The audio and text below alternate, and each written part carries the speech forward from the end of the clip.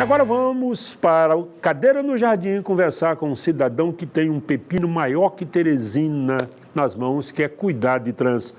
Major Irã, muito bom dia. Bom dia. Fique à vontade, a casa bem? é sua. Bom, o Major é diretor do CIPETRAN e, evidentemente, tem conhecimento de todas as questões que envolvem o trânsito. Inclusive, me trouxe aqui de presente e eu vou, ao longo do programa, vou andar mostrando para vocês detalhes, artigos, aspectos dessa lei que eu acho que é fundamental. Mas, Major, me diga uma coisa, Teresina estava preparada, ou está preparada, para esse fluxo de veículos, para essa frota gigantesca que disputa cada milímetro do espaço físico da cidade? Professor, primeiro eu gostaria de agradecer aqui o convite, até mesmo porque nós temos o dever, né, de mostrar para a sociedade o que é que a CIPETRAN faz. Então, demonstrando assim a nossa capacidade de conhecimento em trânsito e também divulgar, não só na Semana de Trânsito, que é feita em setembro, mas diariamente, como no programa do senhor semanalmente é feito, mas diariamente pela emissora, que nos parabeniza com nossas entrevistas, onde nós colocamos os cidadãos de Teresina e do Piauí sobre o tema que é trânsito. Que, se nós observarmos, Teresina aumentou muito o número de veículos, ou seja, a situação econômica brasileira melhorou, automaticamente os financiamentos aumentaram e colocou-se às mãos dos cidadãos teresinenses a condição de comprar seu veículo automotor, seja ele de 2 rodas, seja ele um triciclo, ou seja o de 4 rodas, né? Então, hoje, com o advento do Código de Trânsito, que é de 1997, procurou-se estabelecer a educação, em primeiro lugar, para o cidadão. O que é que se observa hoje? Muitas pessoas compram o seu veículo antes mesmo de se habilitar, ou seja, de ter aquele conhecimento mínimo para conduzir o veículo, né? Conhecimento da legislação de trânsito, conhecimento das resoluções do CONTRAN, que é o Conselho Nacional de Trânsito, das deliberações do DENATRAN, que é o Departamento Nacional de Trânsito, e ao adquirir esse veículo já coloca em via pública, sem ter no mínimo de conhecimento das regras de circulação, estacionamento, parada, carga e descarga, né? Haja vista que, para nós evitarmos certos tipos de acidentes, nós temos os 5 elementos da direção defensiva. Qual seria ele a primeira? O conhecimento. Conhecer, como eu disse, as leis, conhecer o próprio veículo. Que é outro problema, comprar um veículo sem noção, sabe mal dar a partida, né? A partida ia com Deus. Exatamente. Piloto automático. Exatamente. O que é que acontece? Muitos de cidadãos que adquirem esses veículos vêm com manual, mas dificilmente muitos deles fazem o uso desse manual, ou seja, manuseia aquela didática para pô-la em prática, né? O que é que acontece? Depois desse conhecimento, vem a famosa atenção ao dirigir. Ou seja, quando você estiver conduzindo o seu veículo ao volante, ou seja, você está colocando em risco sua vida e a vida dos demais a partir do momento que você não tem aquela atenção ao manusear um celular pelo WhatsApp ou a simples... Como o celular está presente na vida das pessoas de uma forma invasiva, não é, Major? Hoje as pessoas não conseguem desgrudar do celular para dormir. Eu não consigo entender, não é? Como é. No trânsito é absoluto, porque é fração de segundo. O cidadão da frente, me permita, o cidadão da frente avançou 1 milímetro. Você avançou também, olhou para o celular, se o carro dele estancar, não tem como, por alguma razão, ele tiver que brecar, você vai colidir. Exatamente, aí vai haver a colisão. Mas prossiga, por favor. E vai haver essa colisão, que a maioria dos em Teresina são, graças a Deus, de danos materiais. Nós temos, em média, aí, aproximadamente 300 acidentes mensal, entre acidentes com danos e com lesão corporal e mortes. Então, depois da nossa, vamos dizer assim, segundo elemento da direção defensiva, vem a situação da habilidade, né? Você tem que ter a habilidade para conduzir o veículo. Uma situação de imprevisto, né? Você tem que estar apto a tomar melhor, não é? Exatamente. A habilidade se adquire o quê? rotineiramente, mas também nas nossas autoescolas, através da educação veicular. Posteriormente a isso, nós temos a previsibilidade, ou seja, a previsão. O cidadão, até nós temos ditados, né, que o homem prevenido vale por 2. Então a gente tem que prever que quando uma bola aparece na rua, a gente tem que prever que pode vir uma criança atrás dessa bola. Né? Quando você vê na rodovia vários animais, a gente tem que ter a previsão que aquele animal pode tentar ultrapassar a rodovia. A qualquer momento ele pode... Exatamente. E essa seria o quê? O quarto elemento da direção defensiva, seguido da ação que você vai tomar. Que essa ação que você vai tomar, ela se mede em milímetros de espaço. É o que se chama de reflexo? Tempo. Exatamente, exatamente. Seria o reflexo e a atitude que você iria tomar, ou frenar, ou desviar do obstáculo, né? Mas, somado a tudo isso, né, é que você vai ter o quê? Uma direção defensiva. E o que é que seria essa direção defensiva, professor? Era aquela situação que a gente aprende, que a gente tem que dirigir por nós e também dirigir pelos outros. Às vezes, isso não é bom, mas é uma grande verdade, não é? A imprudência, tem aquela coisa, você que dirige, tem um trem chamado ponto cego no veículo, que mesmo que você esteja com tudo no lugar correto, né, os retrovisores e tal, tem um determinado ponto, né, Major, que você não consegue enxergar. E os ciclistas, notadamente, os motociclistas, eles passam no momento em que você perde a capacidade, como é um veículo rápido e ágil, né, e leve, inevitavelmente a colisão virá acontecer. E caindo de moto não tem como não machucar, não é? Exatamente. Nós temos aí o capacete, mas o capacete ele protege o quê? A parte mais essencial, que é o cérebro, a cabeça do cidadão. Mas nós temos as outras partes, né? A parte torácica aqui, que tem o coração, que tem os outros órgãos, que também são vitais. Nós temos os membros superiores, os membros inferiores. E o que é que acontece? Como o senhor bem falou aí, esses pontos cegos, eles são, vamos dizer assim, mais tendenciosamente para o ciclista e para o condutor de motocicleta, pela agilidade. Agilidade, né? Não tem como. E a maneira como eles fazem, exatamente, eles ultrapassam pela direita, ultrapassam pela esquerda, dobram às vezes onde não seria. Mas aí nós vamos aproveitar para conversar sobre um aspecto que é fundamental, o reflexo. No momento em que você, meu irmão, minha irmã, põe um copo de cerveja, você pode falar disso com mais, o senhor pode falar disso com mais propriedade. Um copo de cerveja no seu juízo, os reflexos já diminuem. Diminui.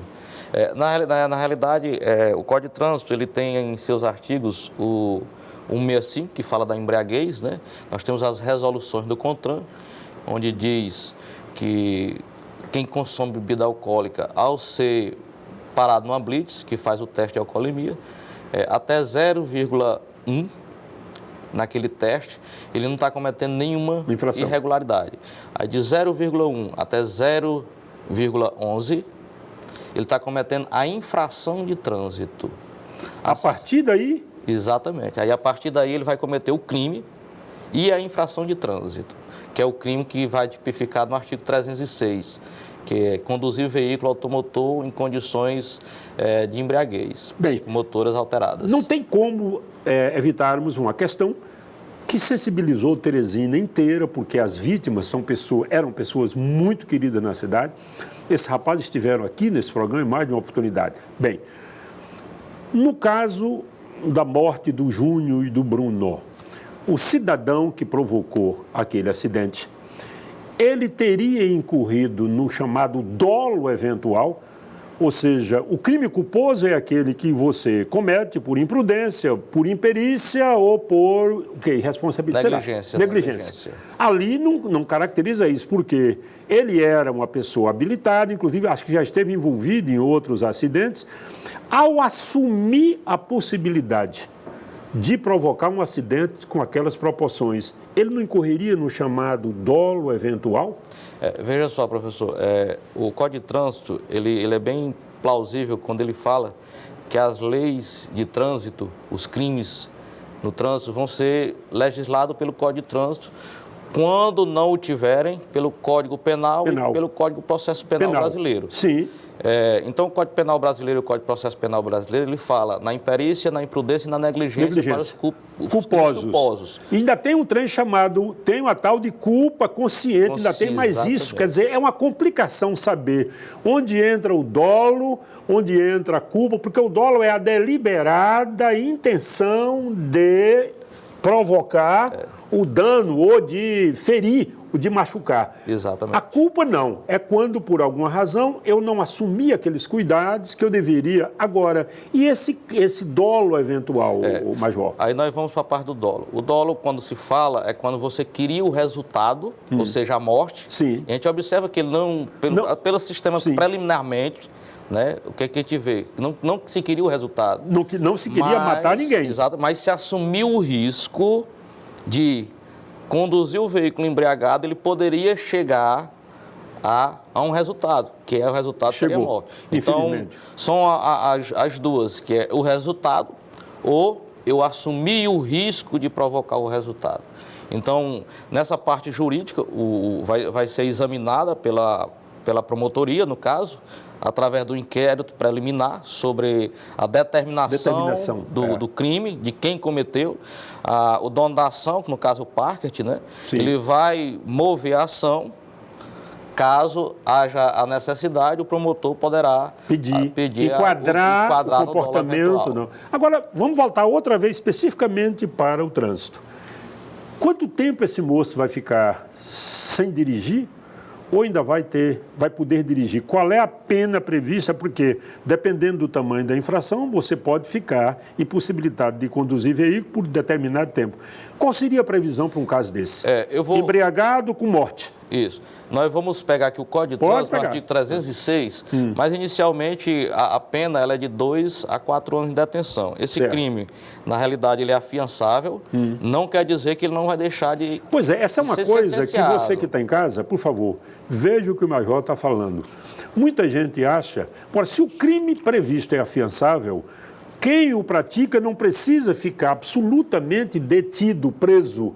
Isso não significa que o processo pare, não. O processo vai andar normalmente, não é isso, Major? Exatamente. Essa fiança, na realidade, somente ela, tendo em vista se afiançável o próprio crime, essa fiança vai servir para o quê? Para reparo de danos à família ou até para as custas judiciais. Certo. Né? Mas não é lide, no caso, do cidadão ser julgado e automaticamente condenado e cumprir sua sentença. Certo. Né? Quanto à sentença, ele fala que são de 2 a 4 anos, multa e suspensão ou proibição de se obter ou permissão de habilitação para dirigir veículo ao motor. Ou seja, ele vai ter a suspensão do direito de dirigir. Essa suspensão já é imediata, automática. E depois do julgamento é que se estabelece qual é o prazo que ele pode ficar sem dirigir, ou como é que é? Exatamente. O próprio juiz, na sentença, já coloca, estabelece o prazo que ele vai ter essa suspensão do direito de dirigir.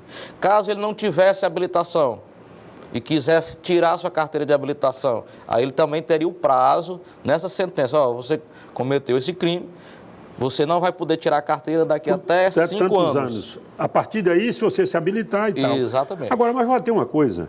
Bom, eu me formei em Direito, mas não exercia a profissão, me meti com o magistério e tal, mas além da multa prevista, todo veículo devidamente emplacado tem um seguro.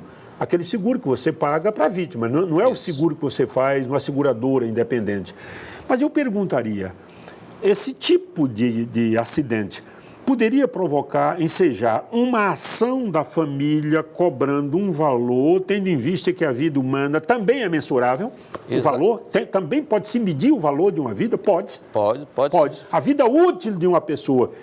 Essa ação é cabível, ou seria cabível no caso? Seria tanto essa ação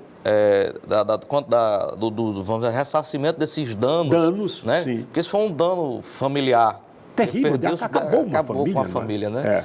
E tanto esses danos que o senhor falou, como os danos também materiais, que o veículo que se envolveu, o Fusca, no caso, acabou todo também. Então, seriam dois viés de medida de ressarcimento por danos. Os danos familiares, né? E os danos materiais. Porque, veja bem, os americanos são muito práticos nisso. O americano é o seguinte, o médico comete um erro.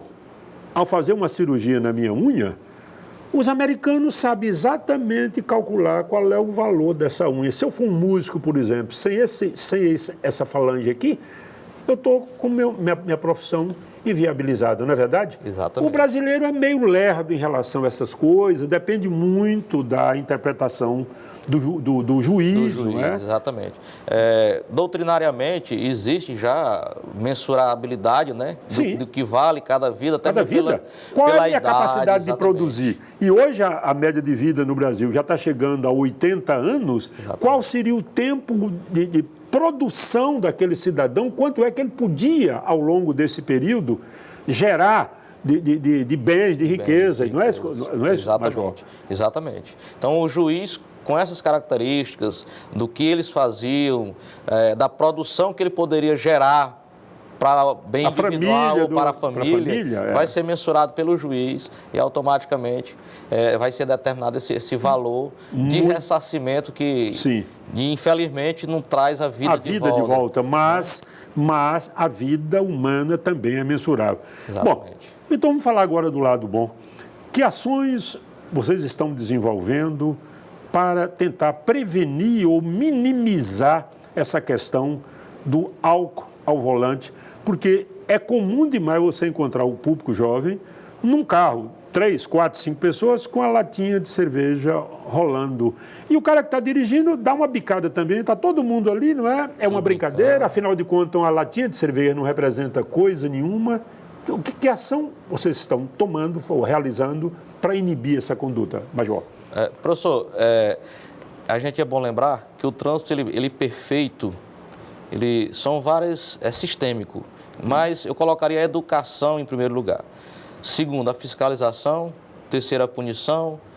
Entraria aí também outras funções no trânsito, a engenharia também. Sim. Mas eu colocaria esses 3 como principais, né? Que seria a educação, fiscalização e a punição. Depois da punição, voltaria novamente para a educação.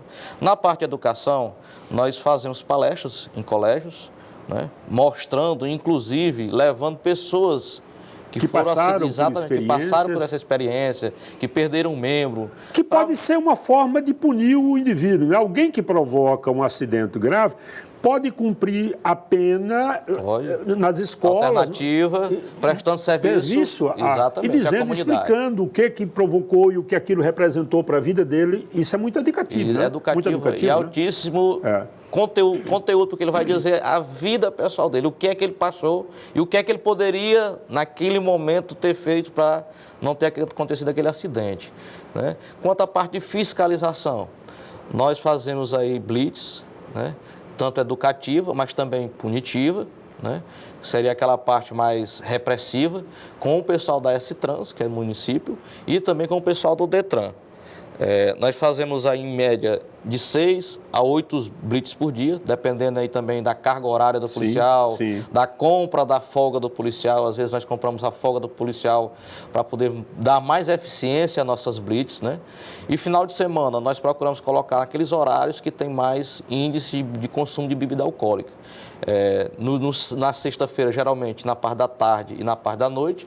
No sábado, na parte da tarde e à noite, o pessoal gosta daquele happy hour, né? Exatamente. Tomar uma cervejazinha com os colegas, aquela coisa toda. E no domingo, na parte da tarde e à noite também. O que é que acontece? Eu me reporto muito, como o senhor falou, os amigos que vão para uma balada, vão beber, e a gente se reporta também à família. Onde estão os pais dessas crianças e desses adolescentes que estão consumindo bebida alcoólica. Então, nossas palestras, não só para os alunos, mas nós queremos envolver a família toda. Como um todo. Porque qual é o custo de você ir para uma balada e, em vez de você dar R$50, R$100 para o adolescente, procura uma forma dele voltar de táxi, ou vai de táxi, ou vai buscar, táxi, ou o pai vai deixar e volta de táxi, depois, exatamente. O que importa, você que está em casa, essa conversa era necessária. Não pelo fato de esses meninos que eram tão queridos em Teresina, não é só isso, não. É uma preocupação, pelo menos minha, ela é permanente, Eu entendo que todo mundo tem... Sabe, Major, me perguntam às vezes, pessoal, quanto é que o Estado está lhe pagando para o senhor fazer campanha contra a violência no trânsito? Eu digo, eu moro nessa cidade, sou cidadão dessa cidade, estou vivo, ainda estou meio vivo. Então, eu tenho o dever, e todo cidadão de bem tem o dever de cuidar da vida. Tudo que envolve a vida, Major, deve ser tratado como uma coisa sagrada. É dever de todo mundo. E se o senhor bem falou aí a vida, nos reportando novamente ao Código de Trânsito Brasileiro, o antigo Código Nacional de Trânsito, que foi de 97 para trás, ele falava somente do bem jurídico da vida. O Código de Trânsito Brasileiro atualmente, que é a Lei 9.503, que é de 1997, ela incluiu, além da vida, como bem jurídico maior, tutelado pelo Código de Trânsito Brasileiro, também o meio ambiente e a saúde. A saúde. Tudo aquilo, a água, você parar, jogar o detrito num lugar inadequado, você provocar um dano jogando um cigarro, uma bagana de cigarro, não é? O próprio escapamento do veículo pode, uma faísca, pode provocar um incêndio, né? Tudo isso é passível de punição. Exatamente. Não é? Tudo está registrado aqui, que inclusive tem um artigo que fala arremessar ou atirar, que são dois verbos, né? Sim. Nas vias. Nas vias. Você vai tomando aqui um refrigerante, mas é uma garrafinha PET. Uma garrafinha PET no ar pode provocar um acidente do tamanho desta cidade. Minhas irmãs, meus irmãos, esse programa, Major, está à sua disposição. A qualquer momento, quando o senhor tiver uma informação que seja de interesse público e quiser vir aqui, entre em contato com a direção do programa, com a Débora, e virá quantas vezes quiser. O programa está aberto ao senhor ou a quem o senhor designar para vir aqui, lançar campanha, fazer algum tipo de explicação, algum elemento novo, como agora esse de dirigir com o farol aceso. O senhor pode vir aqui, o programa é seu. Certo. E lembrando também que a partir de amanhã, nas rodovias, né, deve-se usar o farol aceso. Aceso. Certo? Esse farol tem que ser luz alta ou pode ser luz baixa? Luz baixa. Lá na própria lei já fala em luz baixa. Luz baixa, né? Exatamente. Ou seja, aquilo para quem está meio preguiço, sonolento, é uma boa advertência. É uma boa advertência, exatamente. É uma boa advertência. E a visibilidade do veículo. Às vezes, no entardecer, no crepúsculo... lusco-fusco, ninguém consegue... Exatamente. Um veículo de cor preta, com asfalto preto, se confunde. E aí as coisas se complicam. E eu gosto sempre de dizer, professor, no artigo 76, eu conclamo as nossas autoridades, tanto na família em si, ele fala sobre a educação de trânsito, professor. Ele diz na 76, inclusive com um palavreado ainda um pouco antigo, porque mudou-se agora para ensino fundamental, médio, superior. Ele fala o seguinte: a educação para o trânsito será promovida na pré-escola e nas escolas de primeiro, segundo e terceiro graus, por meio de planejamento e ações coordenadas entre órgãos e entidades do Sistema Nacional de Trânsito e de Educação, da União, dos Estados, do Distrito Federal e dos municípios, nas respectivas áreas de atuação. Engloba todo mundo, não é verdade? Exatamente. Então, Major, está bem tipificado. Está tudo claro, só falta vontade. Isso tem que estar não apenas na estante, essa coisa tem que estar no juízo de cada um. Exatamente. Muito obrigado pela sua presença aqui. Isso aqui é um livro de crônicas e eu trato de muitas, foi editado aqui pela nossa editora, e tem muita coisa sobre trânsito, sobre o meio ambiente, sobre tudo. E agora vamos brindar aqui porque a vida merece sempre, não é? Sucesso no seu trabalho, isso é uma obrigação toda. Um minuto só.